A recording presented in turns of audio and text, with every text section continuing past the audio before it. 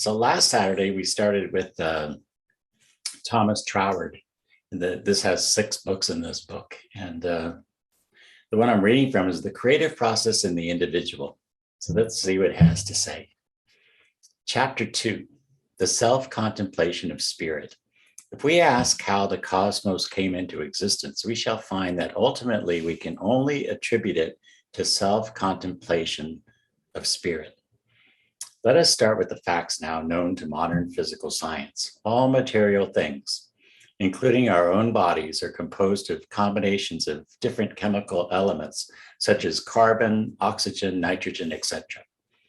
Chemistry recognizes in all about 70 of these elements, each with its peculiar affinities, but the more advanced physical science of the present day finds that they are all composed of one and the same ultimate substance to which the name of ether has been given, and that the difference between an atom of iron and an atom of oxygen results only from the difference in the number of etheric particles of which each is composed and the rate of their motion within the sphere of the atom.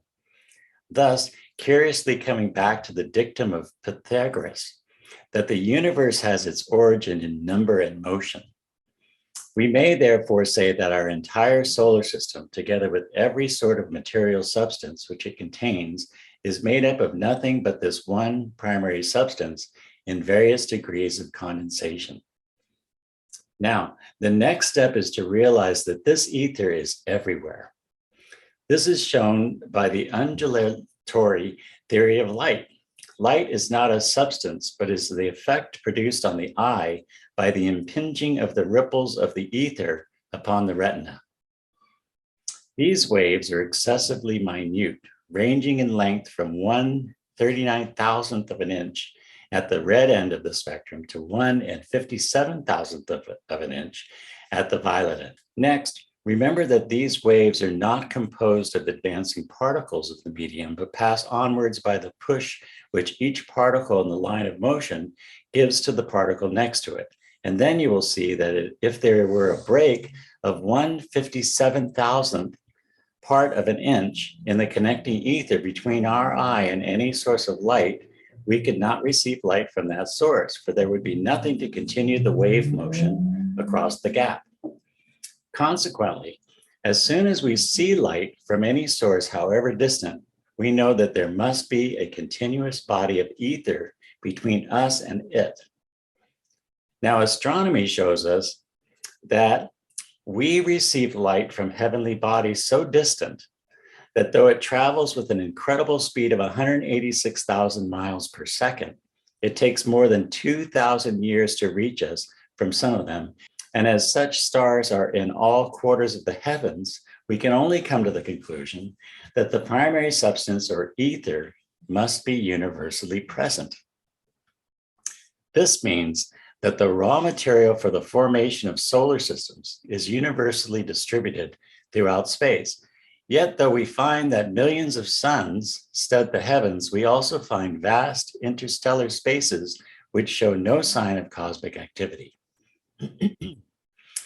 Then something has been at work to start cosmic activity in certain areas while passing over others in which the raw material is equally available.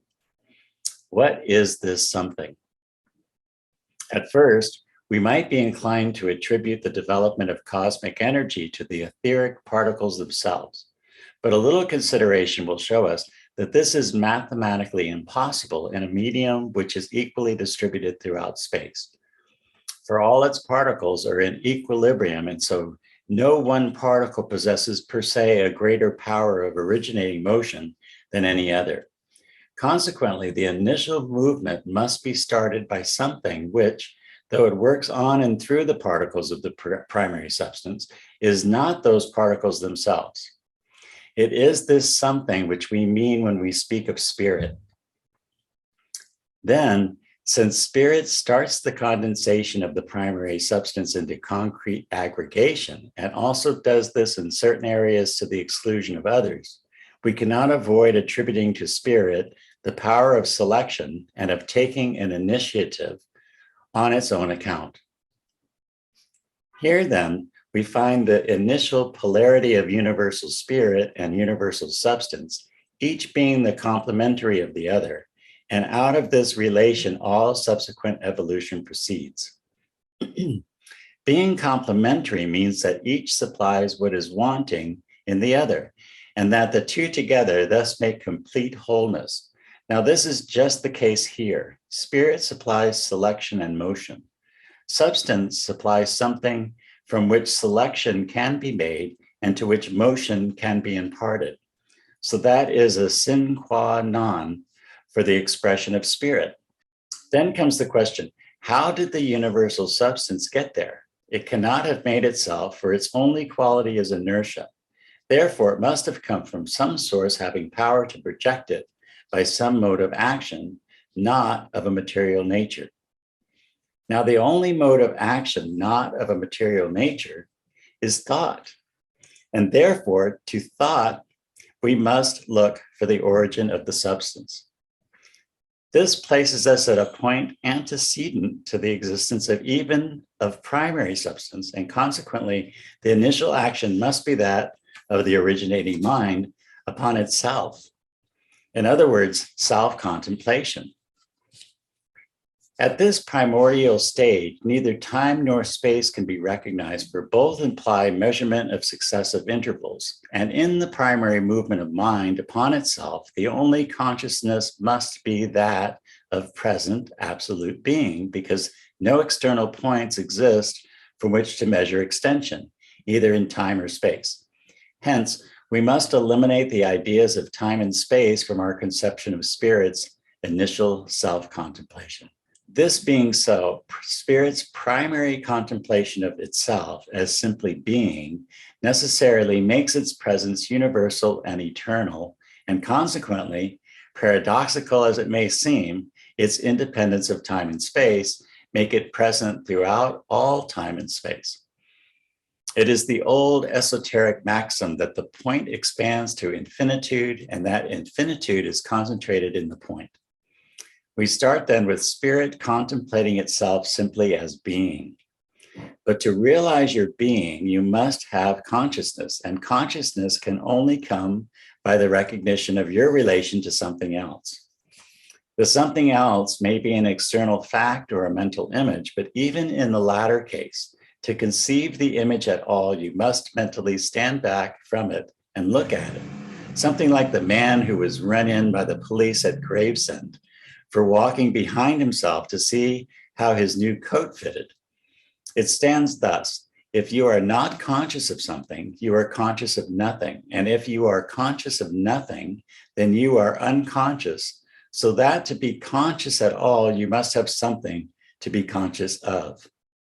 This may seem like an extract from Patty's philosophy, but it makes it clear that consciousness can only be attained by the recognition of something which is not the recognizing ego itself. In other words, consciousness is the realization of some particular sort of relation between the cognizing subject and the cognized object. But I want to get away from academical terms into the speech of human beings. So let us take the illustration of a broom and its handle. The two together make a broom. That is one sort of relation. But take the same stick and put a rake iron at the end of it, and you have an altogether different implement. The stick remains the same, but the difference of what is put at the end of it makes the whole thing a broom or a rake. Now, the thinking and feeling power is the stick, and the conception which it forms is the thing at the end of the stick, so that the quality of its consciousness will be determined by the ideas which it projects. But to be conscious at all, it must project ideas of some sort. Now, one thing we may be quite sure, that the spirit of life must feel alive. Then to feel alive, it must be conscious. And to be conscious, it must have something to be conscious of. Therefore, the contemplation of itself as standing related to something which is not its own originating self and propria persona is a necessity of the case. And consequently, the self-contemplation of spirit can only proceed by its viewing itself as related to something standing out from itself, just as we must stand at a proper distance to see a picture. In fact, the very word existence means standing out.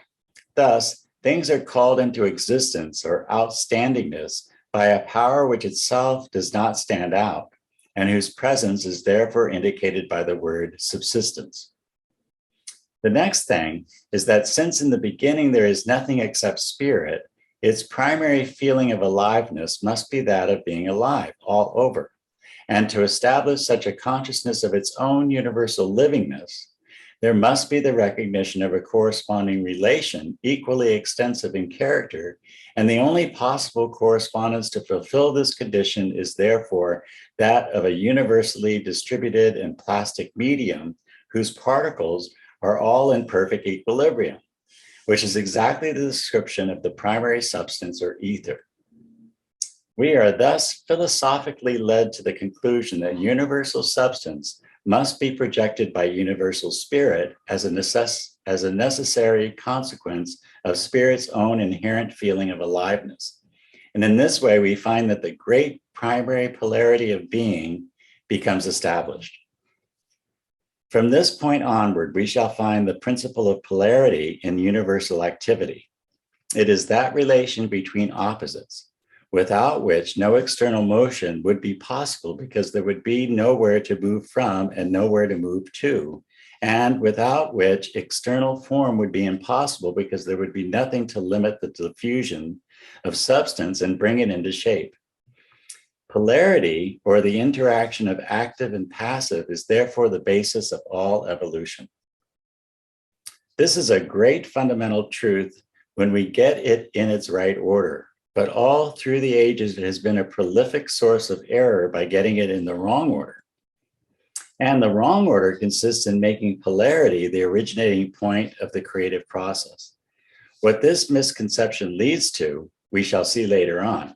But since it is very widely accepted under various guises, even at the present day, it is well to be on our guard against it.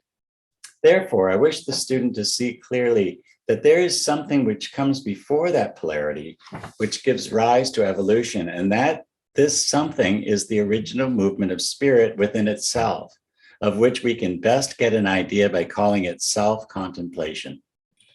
Now, this may seem an extremely abstract conception, and one with which we have no practical concern.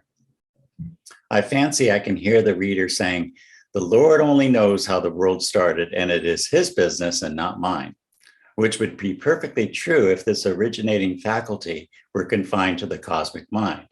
But it is not, and the same action takes place in our minds also, only with the difference that it is ultimately subject to that principle of cosmic unity of which I have already spoken. But subject to that unifying principle, this same power of origination is in ourselves also, and our personal advance and evolution depends on our right use of it. And our use of it depends on our recognition that we ourselves give rise to the particular polarities which express themselves in our whole world of consciousness, whether within or without. For these reasons, it is very important to realize that evolution is not the same as creation. It is the unfolding of potentialities involved in things already created, but not the calling into existence of what does not yet exist. That is creation. The order, therefore, which I wish the student to observe is first the self-contemplation of spirit producing polarity, and next polarity producing manifestation in form, and also to realize that it is in this order his own mind operates as a subordinate center of creative energy. When the true place of polarity is thus recognized, we shall find in it the explanation of all those relations of things which give rise to the whole world of phenomena, from which we may draw the practical inference that if we want to change the manifestation, we must change the polarity. And to change the polarity, we must get back to the self-contemplation of spirit. But in its proper place, as the root principle of all secondary causation, polarity is one of those fundamental facts of which we must never lose sight. The term polarity is adopted from electrical science. In the electric battery, it is the connecting together of the opposite poles of zinc and copper that causes a current to flow from one to the other and so provides the energy that rings the bell. If the connection is broken, there is no action. When you press the button, you make the connection. The same process is repeated in respect of every sort of polarity throughout the universe. Circulation depends on polarity, and circulation is the manifestation of life, which we may therefore say depends on the principle of polarity. In relation to ourselves, we are concerned with two great polarities, the polarity of soul and body and the polarity of soul and spirit. And it is in order that he may more clearly realize their working that I want the student to have some preliminary idea of polarity as a general principle. The conception of the creative order may therefore be generalized as follows. The spirit wants to enjoy the reality of its own life, not merely to vegetate, but to enjoy giving.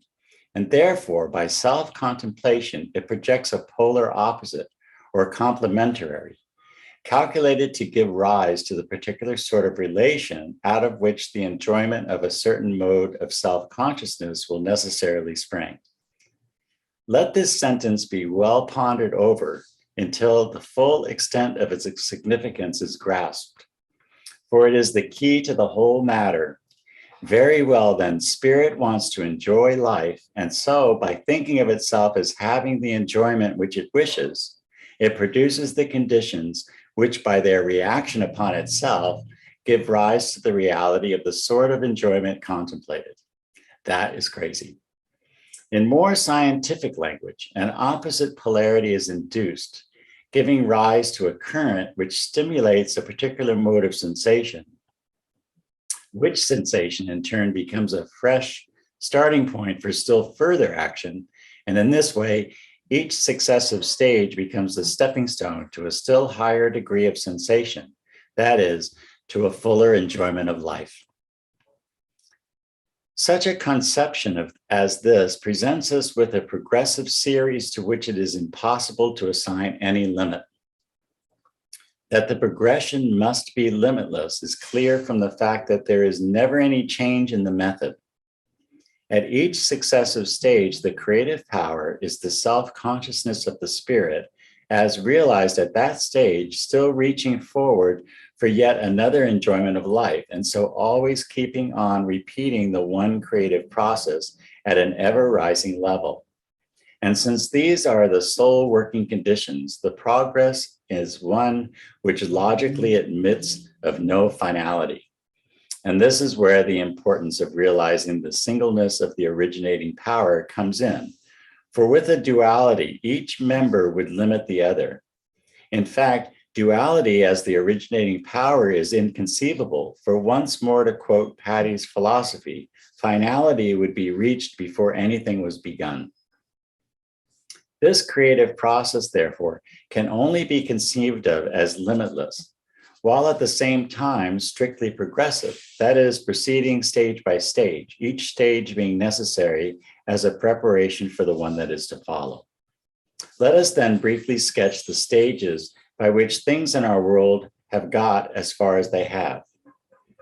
The interest of the inquiry lies in the fact that if we can once get at the principle which is producing these results, we may discover some way of giving it a personal application.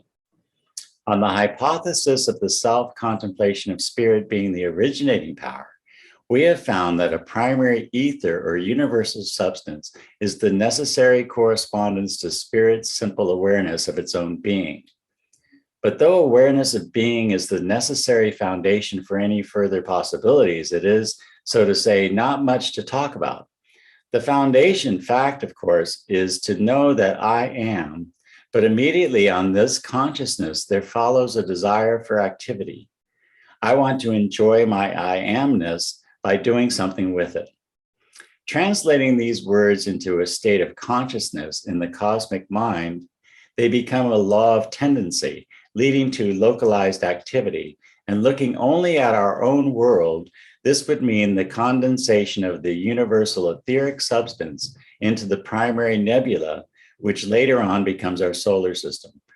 This being the correspondence to the self-contemplation of spirit as passing into specific activity instead of remaining absorbed in simple awareness of being.